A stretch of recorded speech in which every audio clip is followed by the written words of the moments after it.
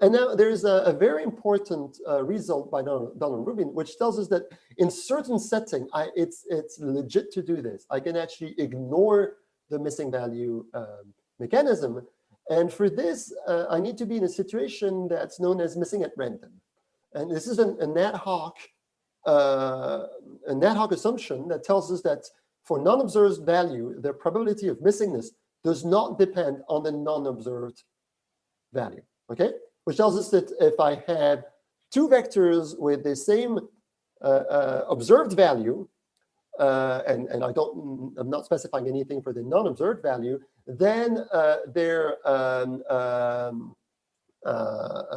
missingness mechanism gives me the same data distribution. Well, the same distribution in the missingness.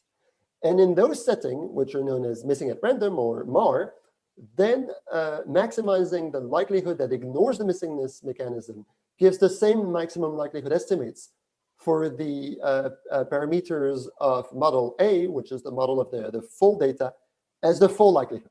So basically, I can maximize the likelihood of the data generating process that I'm interested in, forgetting the data generating process that I'm not interested in, which is the missing value data generating process.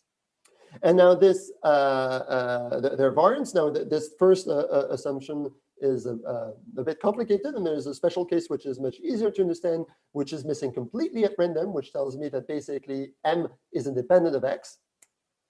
And now I'll claim that those two assumptions above are actually not very realistic. Very often, my missingness is related to the value that it's quote unquote hiding.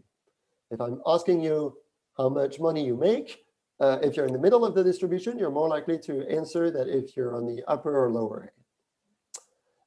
And so this gives us to the situation that is the missing not at random situation, in which case it's not ignorable. And then the inference is harder because we must explicitly model the mechanism. Now, the missing, here are intuitions. This is the complete data generating model, the data generating process. I've shown in white partially observed values, and I'm showing you in missing completely at random. So I'm basically dropping randomly some values.